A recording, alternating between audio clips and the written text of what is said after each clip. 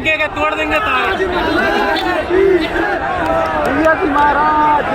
शुरुआत सत्ता से करूंगी।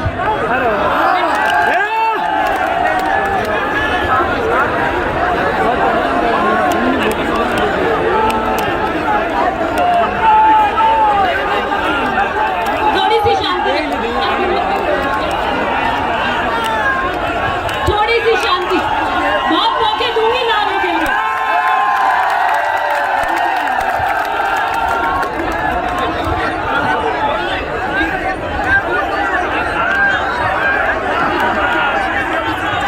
कर्नल साहब मुझे कह रहे 5-7 मिनट बोलना, छोटा भाषण देना मेरे को आता नहीं।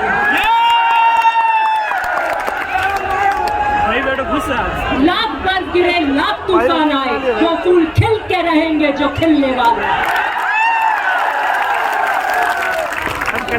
इतनी साफ गोई से, अब मुझे पता नहीं मेरे चाचा लगते हैं कि ताऊ लगते हैं। कर्नल साहब ताऊ लगते हैं। पूरा भाषण राजनीतिक चक्के छौके लगा के लास्ट में कह देते हैं भाषण नहीं, और हर बात देख रहे थे टेढ़ी नजर से मुझे। सत्ता से शुरू करूंगी, और आज जो क्रांति का प्रतीक बनकर आप युवा जोश सूरज की किरण के बराबर चमक रहे हैं।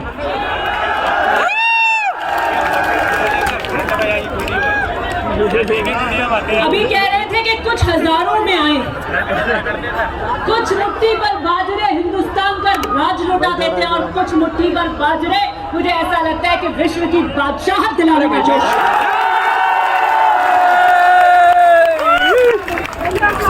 आप जो युवा वर्ग आज यहाँ आए, 20, 25, 26, 27, 28 साल के करीब बैठ लो,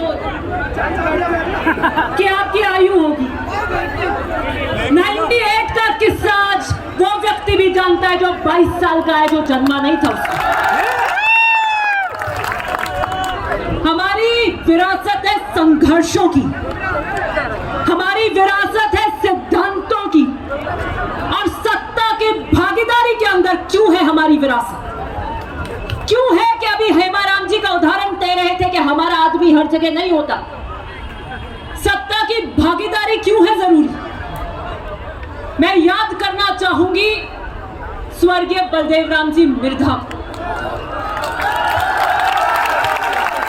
परशुराम मदेरना जी के राजनीतिक गुरु, उनके गार्जियन, किसान मारवाड़ सभा के माध्यम से आजादी से पहले सामंतवादी ताकतों से किसानों के हक के लिए लड़ते, जैसे हक के लिए आज हम लड़ते हैं। हमारे पास जमीन का अधिकार नहीं था, खातेदारी का अधिकार नहीं था, जो हम बोते थे वो लाटे भी ले जाया करते थे, मेहरबानी पे होते थे कि खाने के लिए 1 बोरी या 2 बोरी भी दी जाएगी कि नहीं, उसके लिए संघर्ष करते थे। और किस तरह एकता में ताकत है, इस तरह लोगों को एकत्रित करते थे। गांव में चलते थे कंबल डालकर, उस वक्त तो ऊंट हुआ करते थे, और काली कोई धोई कोई सड़कें नहीं हुआ करती थी, पैरों में चलते थे, छाले पड़ जाते थे खून। ये हालत में संघर्ष किया। 52 में हिंदुस्तान पाकिस्तान का डिवाइडेशन होकर जब आजादी स्थापित हुई, लोकतंत्र स्थापित हुआ, 52 का पहला चुनाव हुआ, तो वो किसान मारवाड़ सभा जो किसानों के हकों की लड़ाई जमीन पे लड़ता था, उसे कांग्रेस में विलय किया गया, क्योंकि कांग्रेस उस वक्त कांग्रेस वो पार्टी थी जो किसानों के हक के लिए खड़ी थी। राजनीतिक नहीं दे रही हूं, इतिहास बता रही। और वहां से हमारी सत्ता की भागीदारी, और सत्ता की भागीदारी में शीर्षतम पद के लिए संघर्ष शुरू हुआ।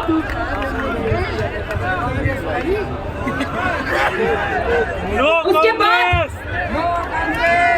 जो सत्ता की आलोचना करते हैं उन्हें कहना चाहती हूं कि सत्ता में क्यों आए, क्यों जरूरी था हमारे लोगों का सत्ता में आना, क्यों आज हम सत्ता में हैं, क्यों हमारा सत्ता में होना अनिवार्य है कि अपने लोगों की हकों की लड़ाई की पैरवी कर सके, वो तंबू गाड़ सके। 93 से 98 विपक्ष के नेता थे, तो बाद में जब सरकार कांग्रेस की आई और वाजपेयी जी ने आपको अधिकार दिया, उसका जो ब्लूप्रिंट का खाका तैयार किया था वो स्वर्गीय परशुराम जी मदेना ने किया। देखिए, नागौर उनकी जन्मस्थली है, इसलिए मुकेश और रामनिवास को बताना चाहती हूँ, बराबर हक है मेरा नागौर में, उनकी जन्मस्थली है। बाड़मेर गुड़ावाला से चुनाव लड़ा था, सब लेके गए थे बाड़मेर वाले। परशुराम मदेना की कर्म भूमि उस बाड़मेर से बराबर रिश्ता है मेरा। जोधपुर उनके अस्तित्व की पहचान है, वो मेरी धरती है। शेखावटी मेरा नानका है, वहां से मेरा पहचान है। लेकिन हाथ उसके खड़े कराऊंगी जिसका मेरे से आत्मा का रिश्ता है। खड़ा कीजिए अपना। गंगानगर से, चूरू से, बीकानेर से, सीकर से, हर चप्पे चप्पे से रिश्ता है, और हमारा आत्मा का रिश्ता है जो सबसे पवित्र है। अभी बात कह रहे थे कर्नल साहब कि पहले मेरी बात रखी नहीं, अब सही आ गए। तो कर्नल साहब, आपने तो उछल कूद कर ली, मेरे से होगी नहीं। मैं राजनीति का वनवास मंजूर कर सकती हूँ, लेकिन मेरे पिता के संघर्ष और दर्द से राजनीतिक रूप में पैदा हुई, परशुराम मदेना के सिद्धांतों से पैदा हुई। उछल कूद की राजनीति नहीं कर पाऊंगी। एक वाक्य उन्होंने सुनाया नहीं, 2008 का। मेरे पिता के घनिष्ठ मित्र भाई जैसे मिलने आए,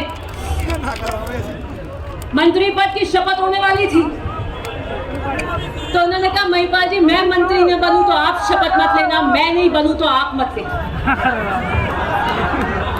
तो मेरे पिताजी ने कहा, एक नॉर्मल में एक ही बर्निस्ट है।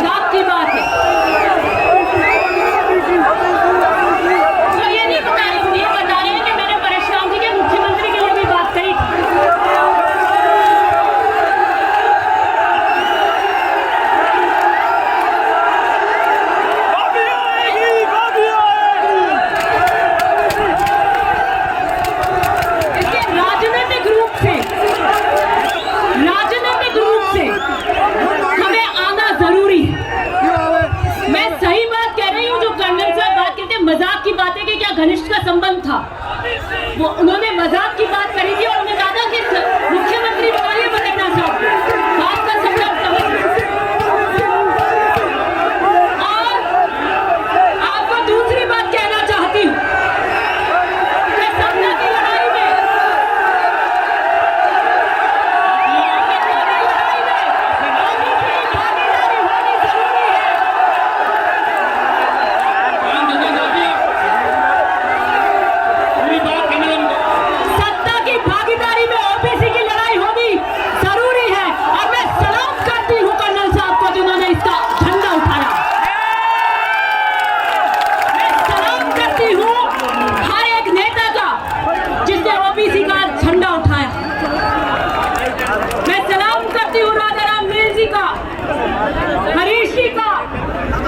मुकेश जी का, रावड़िया जी का, जो सोच लेकर वो आगे बढ़ रहे। निर्मल के तो करंट है मेरे बराबर का। तो कहावत है ना कि आंख में रंग होना चाहिए, हस्ती में तेवर होना चाहिए, तो उसको आत्मसात करता है निर्मल। मैं सलूट करती हूँ मैं सलूट करती हूँ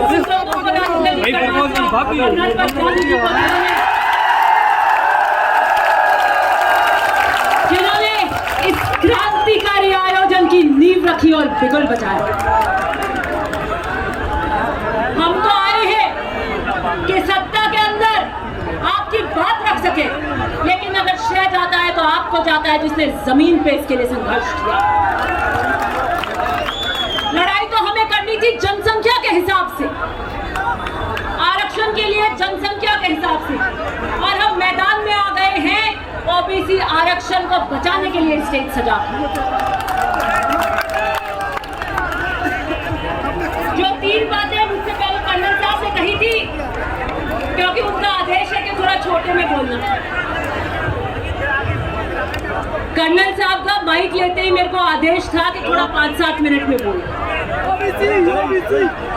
बोला बोला बोला बात तो उनकी रखनी पड़ेगी। जो रोस्टर का सिस्टम है उसमें जो विसंगतियां हैं वो सुधरनी चाहिए। बोला बोला बोला अप्रैल 2018 का जो प्रपत्र है वो कैंसिल होना चाहिए। जो वेकेंट लिस्ट निकाल कर ओबीसी के पदों को पुनः जो नुकसान हमारा 2018 से होना चाहिए उसकी भरपाई होनी चाहिए।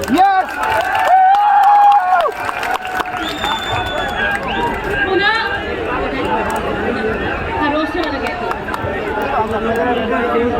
इसे पुनः यही कहना चाहती हूँ कि बात उसूलों पे आ जाए तो टकराना जरूरी होता है, जिंदा को जिंदा नजर आना जरूरी होता है।